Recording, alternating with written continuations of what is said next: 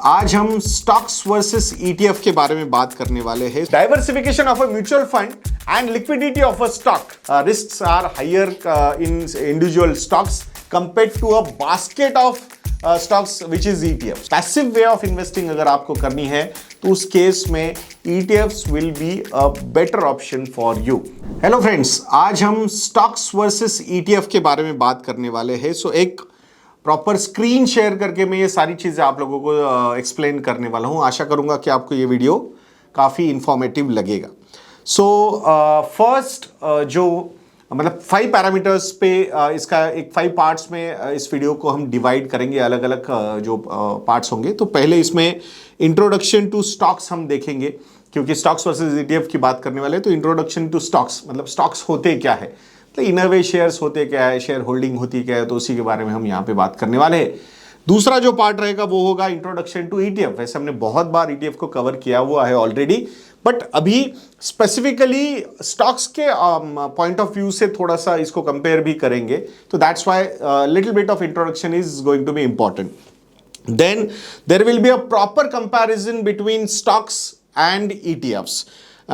Fourth part रहेगा pros and cons of investing into stocks और investing into ETFs, तो इसी के बारे में बात करेंगे। एंड कंक्लूजन अल्टीमेटली रहेगा कि किसने कहां पे इन्वेस्टमेंट करना चाहिए। ऑब्वियसली वहां पे रिस्क प्रोफाइल भी उतना ही मैटर करेगा। सो पहला जो पार्ट है इस वीडियो का वो है इंट्रोडक्शन टू स्टॉक्स। तो स्टॉक्स होते क्या है? A stock represents ownership in a company. So मतलब in a way you become a shareholder, owner of, partial owner, but ownership of a company, and constitutes a claim on the company's assets and earnings.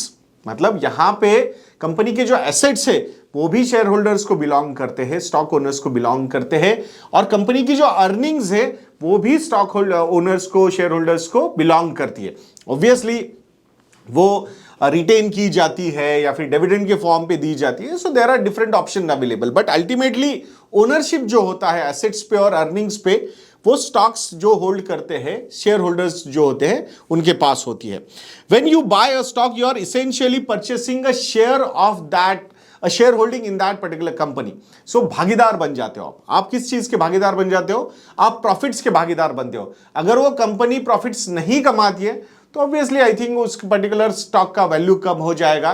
So in a way price कम हो जाएगी। तो आप ऐसे भी बोल सकते हो कि आपने एक सर्टेन अमाउंट ऑफ इन्वेस्टमेंट की, वो स्टॉक ऊपर गया या नीचे गया, उसके ऊपर आपके ओवरऑल इन्वेस्टमेंट का वैल्यूएशन डिपेंड करता है। सो आप एक शेयर होल्डर बन जाते हो। Stocks are also known as equities. So equity जो हम इक्विटी मार्केट, स्टॉक मार्केट बोलते हैं, तो this is one and the same. In summary, stock refers to the general concept of equity ownership in a company. General concept of equity ownership, while shares are the individual units of that ownership. So जो shares होते हैं वो individual ownership of that particular मतलब आप stock of shares बोल सकते हो। सो उस हिसाब से इस चीज को हमें देखना है। सो अल्टीमेटली शेयर होल्डर्स या स्टॉक्स जो ओन करते हैं, they are going to be the owners, partial owners of the company. अब इसको मतलब कैसे, किस फॉर्म में कैसे आते हैं ये स्टॉक्स? तो आप लोगों ने देखा होगा, आईपीओस के बारे में आपने सुना होगा। सो आईपीओस जब भी आता है तो बहुत बार आपने ये 2 वर्ड सुनोगे, एक होता है फ्रेश इशू और दूसरा होता है ऑफर फॉर सेल।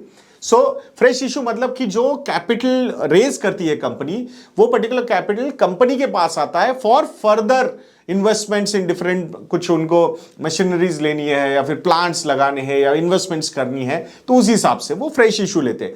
दूसरा होता है कि एग्जिस्टिंग जो ओनर रहता है वो बोलता है कि भाई मुझे मेरा स्टेक थोड़ा सा कम करना है, so I am offering my stake for sale, तो उसको ऑफर फॉर सेल बोला जाता है। So existing share holders sell their shares in that particular company. So IPO के बारे में आपने ये सुना होगा।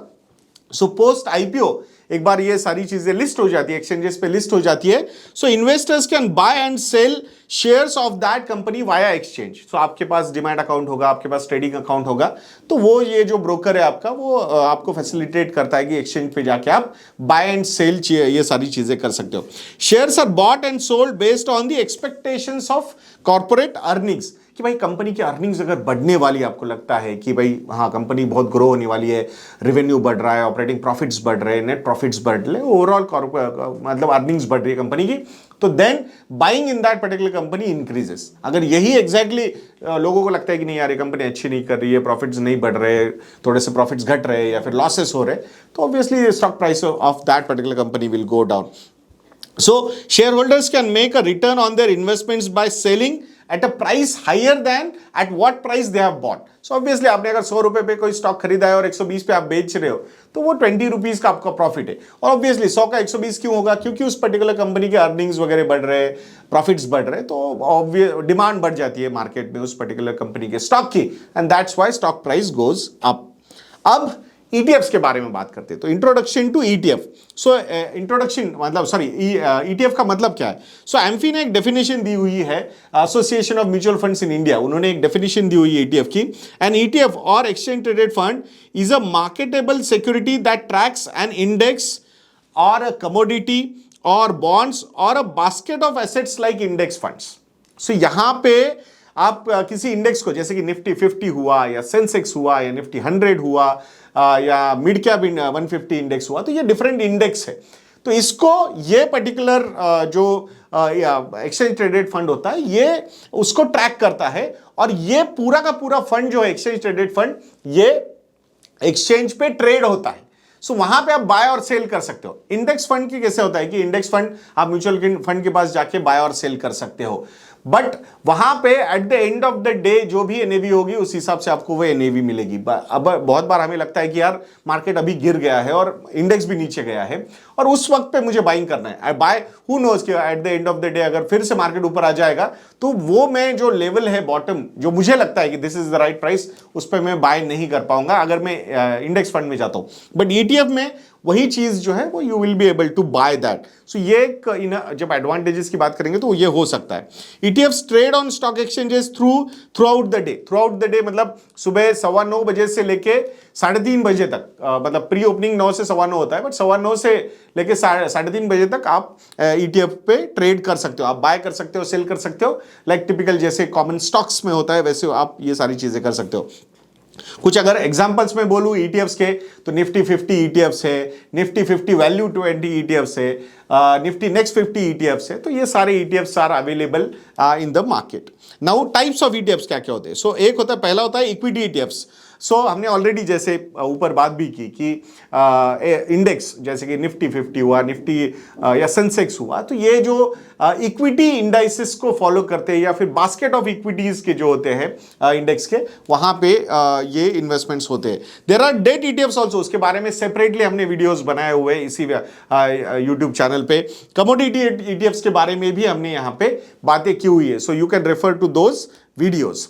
अब थोड़ा सा क्या वो चीज है जो कॉमन है एक इंडेक्स ETF में या म्यूचुअल फंड में, तो इसमें ये थोड़ा सा देखते हैं. So equity ETF is nothing but a diversified and low cost way to invest. So यहाँ मतलब जैसे कि एक स्टॉक होता है, यहाँ पे आप देख रहे हो कि यहाँ like a stock trading during the day ETF कर सकता है, और लाइक अ म्यूचुअल फंड वहां पे डाइवर्सिफिकेशन भी हो सकता है. सो मतलब diversification of a mutual fund and liquidity of a stock, तो ये एक बहुत बड़ा ओवरलैप आप ये बोल सकते हो इन दोनों में. मतलब ETF आपको ये दोनों की एडवांटेजेस यहां पे प्रेजेंट कर सकता है. So that's why this is an interesting thing कि मतलब मार्केट में भी आप ड्यूरिंग द डे ट्रेड कर सकते हो, और डाइवर्सिफिकेशन भी म्यूचुअल फंड की तरह आप यहां पे उसका लाभ उठा सकते हो. Now comparison of stocks versus ETFs, तो इसमें अलग अलग पैरामीटर्स पे कंपेयर करेंगे. सो पहला जो पैरामीटर है वो है structure.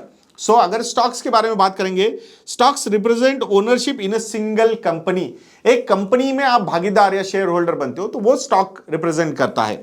Exchange traded fund structured as a basket of securities traded on stock exchange. तो यहां पे बास्केट ऑफ सिक्योरिटीज है वो. एग्जांपल निफ्टी 50 ETF 50 स्टॉक्स है, सेंसेक्स ETF 30 स्टॉक्स है वहां पे, निफ्टी नेक्स्ट 50 50 स्टॉक्स है वहां पे, Nifty 50 value 20 ETF 20 stocks out of those top 50 Nifty stocks. तो यहां पे मतलब यहां बास्केट है, यहां पे इंडिविजुअल सिक्योरिटी है. अब ट्रेडिंग के बारे में बात करेंगे तो stocks traded through out the day like ETFs. तो ये यहाँ पे दोनों में ऑलमोस्ट सिमिलैरिटी है, मतलब ट्रेडिंग के पॉइंट ऑफ व्यू से। Similarly ETFs are also bought and sold on the exchanges similar to stocks. Price per unit, so यहां शेयर प्राइस होती है, स्टॉक प्राइस हम शेयर प्राइस आप देखते हो, बहुत सारे टिकर्स वगैरह अवेलेबल है तो वहां पे आप देखते हो, तो वो शेयर प्राइस होता है। और प्राइस पर यूनिट ETF की क्या होती है? So that is called as net asset value. Diversification, obviously अगर एक सिंगल कंपनी में आप इन्वेस्टमेंट कर रहे हो तो वहां पे डाइवर्सिफिकेशन होता नहीं है, बट वही अगर आप डिफरेंट मतलब ETF में इन्वेस्ट करते हो तो वहां पे तो डाइवर्सिफाइड या स्टॉक्स है या फिर डाइवर्सिफिकेशन है, बास्केट ऑफ स्टॉक्स है, depending on which type of ETF you are going into, उस हिसाब से वो डाइवर्सिफिकेशन वहां पे अवेलेबल होता है। रिस्क के एंगल से अगर हम देखते हैं, so obviously risk are higher in individual stocks compared to a basket of stocks which is ETF। So riskiness जो है स्टॉक्स में ज्यादा है कंपेयर टू ETFs, बिकॉज वहां पे डाइवर्सिफिकेशन ज्यादा है। फीस की अगर हम बात करते हैं तो स्टॉक्स में मैनेज करने के लिए फीस नहीं है, but stocks buying and selling में वो एक कॉस्ट आ सकती है। विजाविज अगर हम ETF की बात करते हैं तो वहां पे फीस लोअर साइड में है कंपेयर टू म्यूचुअल फंड्स वगैरह अगर हम बात करते हैं। और स्टॉक्स के एंगल से अगर आप देखोगे तो ऑब्वियसली आई थिंक ETF में भी आपको ब्रोकरेज लगेगा, स्टॉक्स लेने में भी आपको ब्रोकरेज लगेगा, तो कॉस्ट उस एंगल से डेफिनेटली स्टॉक्स में कम हो सकती है। But overall from the diversification angle या फिर पैसिव इन्वेस्टिंग अगर आपको करनी है तो उस हिसाब से काफी एफिशिएंट ETFs हो सकते हैं। वोलेटिलिटी अगर हम देखते हैं, इंडिविजुअल स्टॉक्स में आप इन्वेस्टमेंट कर रहे हो तो volatility will be on a higher side compare to that if you are investing into an ETF, because there is a diversification, तो वहां पे volatility compare to an individual stocks will be on a lower side. Now pros and cons of stocks versus ETF, इसके बारे में बात करेंगे। तो पहले स्टॉक्स के प्रोज क्या क्या है वो देखते हैं। तो stocks, potential for high returns if the company performs well. तो ऑब्वियसली आई थिंक वहां पे एक कॉन्सेंट्रेशन आप वाला कॉल अगर आप ले रहे हो और वो पर्टिकुलर कंपनी के अर्निंग्स अच्छी तरीके से बढ़ते हैं तो वहां पे पोटेंशियल तो हाई ग्रोथ का डेफिनेटली होगा ही होगा। Then you get to vote in share holder meetings and have a direct stake in company success. तो यहां पे कुछ भी बड़ा डिसीजन अगर लेना है तो वहां पे शेयर होल्डर्स का अप्रूवल लगता है, तो उस केस में you can vote, actually you can raise your voice in that particular thing and you can register your vote also for that. अगर मेजोरिटी हाँ बोलता है तो डेफिनेटली वो प्रोजेक्ट गो अहेड होता है, बट अगर मेजोरिटी नहीं बोलता है then the project will not go ahead. तो यहां पे इन अ वे यू हैव अ से कि भाई मतलब कंपनी ने करना चाहिए नहीं करना चाहिए, at least you have a vote to मतलब to keep that particular management in check, या फिर आपकी वॉइस आप रेज कर सकते हो वहां पे। विजाविज ETF में अगर ETF के प्रोज हम देखेंगे तो डाइवर्सिफिकेशन रिड्यूसेस इंडिविजुअल स्टॉक की जो रिस्क है वो वहां पे कम हो जाती है। कॉस्ट जो है वो लोअर कॉस्ट है because there is a passive management, so that's why cost is low. And ETFs जो है can target specific sectors, sector specific ETFs भी होते हैं, एसेट क्लास स्पेसिफिक ETFs भी होते हैं जैसे कि कमोडिटी ETF या डेट ETF या equity ETF, and geography wise also there are ETFs available. So I think ये प्रोज है एक्सचेंज ट्रेडेड फंड्स के। अब कॉन्स के बारे में बात करते हैं कि भाई स्टॉक्स में क्या क्या कॉन्स हो सकते हैं। So high risk if the company underperforms और द मार्केट क्रैशेस, तो वहां पे इंडिविजुअल कंपनी स्पेसिफिक अगर कोई रिस्क आ गई, अर्निंग्स बहुत कम हो गए, तो वहां वो risk, down side risk definitely ज्यादा होती है। एक दूसरा कॉन ये है कि एक्टिव मॉनिटरिंग भी and research is also required in case you are investing directly into stocks. तो ये एक कौन है, अगर आपके पास उतना समय नहीं है, उतनी कैपेबिलिटी या कैपेसिटी नहीं है, उस केस में आप फिर भी वहां पे जा रहे हो तो वहां अंडर परफॉर्मेंस की रिस्क बहुत ज्यादा है। अब एक्सचेंज ट्रेडेड फंड के कॉन्स क्या क्या है। एक तो limited control over individual stocks और assets within the ETF, because आपका कोई से नहीं हो सकता। अगर वो ETF में एक बार डिसाइड हो गया कि भाई ये इंडेक्स का ETF में आपको इन्वेस्टमेंट करना है, you do not have any say. अगर वो इंडेक्स का पार्ट है वो पर्टिकुलर कंपनी या स्टॉक, तो that particular ETF will buy that security. So आपका इस पर कोई कंट्रोल नहीं है।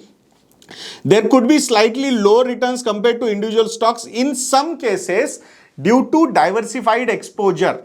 सो यहां पे because there is a basket of stock vis a vis an individual stock, अगर इंडिविजुअल स्टॉक बहुत अच्छा कर जाता है तो then comparing that particular performance with a diversified ETF performance वो सही नहीं होगा। बट ये उल्टा भी हो सकता है कि जैसे हमने कौन बोला हुआ है कि स्टॉक का कि डाउन साइड रिस्क ज्यादा हो सकती है अगर उस पर्टिकुलर कंपनी के साथ कुछ गलत होता है तो उस केस में I think compare to that I think ETFs are much better placed because diversification is there. Now let's conclude कि क्या भाई कहां पे किसने इन्वेस्टमेंट करना चाहिए। अगर स्टॉक्स की बात करते हैं तो stocks are suitable for investors who prefer taking direct bets on companies, कि जो उनके पास वो कैपेसिटी है to analyse the company and then invest in that particular company and then wait for the upside, कि भाई अगर आपका एनालिसिस सही है, अर्निंग ग्रोथ अच्छी है कंपनी में, ओवरऑल ग्रोइंग है वो कंपनी, तो डेफिनेटली वहां स्टॉक प्राइस बढ़ सकती है। सो it is suitable for those people who are willing to accept higher risk and have extra time for research, तो उनके लिए स्टॉक सही है। बट ETFs किसके लिए सही है? Ideal for investors looking for low cost diversified exposure to markets with minimal effort.